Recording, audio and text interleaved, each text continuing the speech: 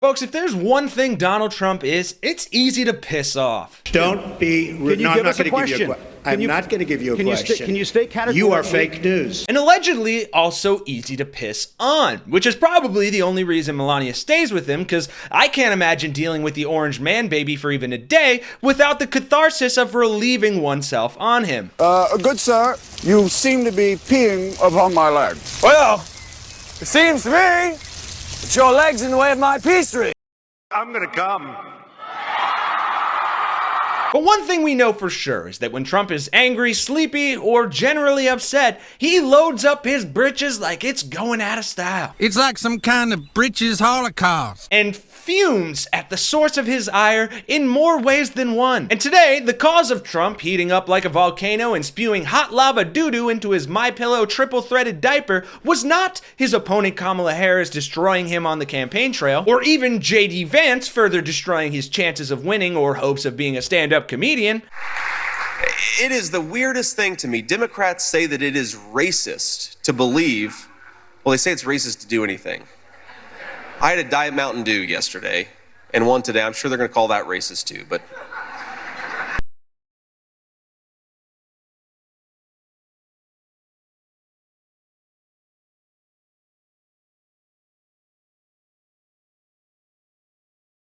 Had is big mad at his once revered source of sycophantic propaganda, Fox quote-unquote news. And folks, when you see why and the interview that made him flip out yet again, you will see clear as day why someone with the temperament of Donald Trump, or rather lack thereof, shouldn't be in charge of putting his own pants on. Waking up every single morning and go to battle. A lot of people say to me today, the toughest business people that you know about, could I ask you a question? How do you do it? I say, do what? How do you get up in the morning and put your pants on? Why do you put the pants on? I'll explain it to you someday. Let alone the country and the nuclear codes. Because the root cause of Tiny Finger's freak out at Fox was the fact that they had the audacity, the gumption, the gall to bring on a Democrat to talk about what's going on in the Democratic Party. Some time up there, so thanks for being here right now. Question for you. You can see it all over the New York Times, the opinion pieces there. Did Democrats move too quickly, Governor? No, well, thanks for having me. I appreciate it. No, look, the process is what it is. It's been this way for years. Anybody who wants to run can do that. You just need to secure your 300 delegates and go forward. I think what you're seeing is that we understand that the Biden-Harris administration delivered, and they know that the vice president was right there, making sure we had infrastructure dollars, making sure that we were investing in health care, making sure that we were rebuilding America. All of those things are part of the legacy that was part of this team. So, no, I think this is exactly what we thought would happen.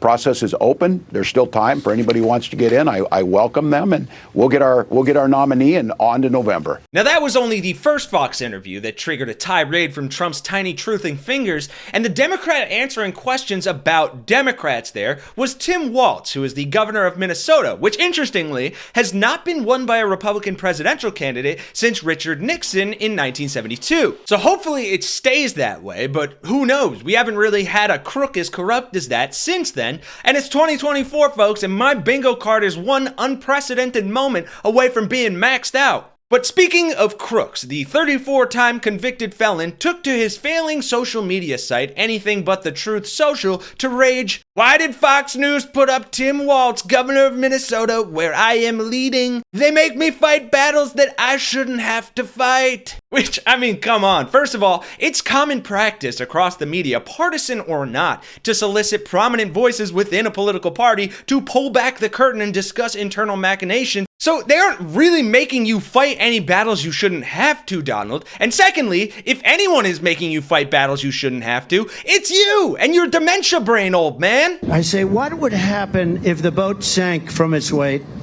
and you're in the boat and you have this tremendously powerful battery and the battery's now underwater and there's a shark that's approximately 10 yards over there? By the way, a lot of shark attacks lately. Do you notice that? A lot of shark. But like I said, the stable genius wasn't only mad at Fox for bringing on that Democrat, he also blew up at them for both the sheer fact that Kamala Harris is in the race, calling her, quote, dumb as a rock, which, you know, looks great for a guy who sexually assaults women and is a racist old grandpa with less control over his pie hole than his But then he also attacked Fox directly for having Democratic superstar and sane human being Eric Swalwell on to talk about Biden stepping down, and I'll play that clip for you in a sec because he quite brilliantly dismantles all the attacks that Fox host Martha McCallum lobs at him. But here's how Trump reacted to him simply appearing on the show. He wrote on Truth Social while presumably atop a golden brown toilet, "Why does Fox News put Eric Swalwell, Martha, the total sleazebag congresswoman from California? Where's his shiny spy girlfriend? What is wrong with Fox News? It's Rhino Paul Ryan's fault." That, of course, is my impression of Trump post-Reedy-Bidoo. We are a nation that just recently heard that Saudi Arabia and Russia will repeat. But that attack also came just an hour after the one I previously mentioned, and unfortunately, knowing his bowels as well as we do, I can only presume it was in the same Big Mac fueled toilet session where he wrote, "Wow, just watching the fake news and they're doing their very best to turn the worst president in the history of our country into a, quote, brilliant and heroic leader. He was heroic because he quit. And to turn dumb as a rock Kamala Harris from a totally failed and insignificant vice president into a future, quote, great president. No, it just doesn't work that way. Sorry, you racist, sexist piece of shit. But regardless of the world you and your MAGA minions may want to fabricate, in base reality, that is in fact how it works and will continue to. And to close us out here, as promised, we will end with Eric Swalwell showing us all what actual leadership and party unity looks like. So it is surprising. You know, we were told by President Biden's doctor in a statement that he was doing well, that his vitals were all fine, that he didn't have a fever. So why didn't he make this statement to the American people? This is one of the most consequential decisions that a sitting president has ever made. So where is he? Yeah. You know, I'll let him dictate the terms of that. But the Joe that I know is somebody who did something that Donald Trump would never, ever do, which is to put the country first. And so we saw a selfless president in contrast with a selfish person in the way that he approach this. And so he'll, make a statement soon, I'm sure. But now I'm focused on the future. Reports are that he was very angry and that he felt pushed out. Not that this was, a decision that he wanted to make. Yeah, again, I'll let him speak for himself. But I think most folks, if you just look at my phone and the 500 unread text messages, are very excited and also just eager to do the work we have to do in the next 106 days. Okay, so let's talk specifically about Arizona, for example.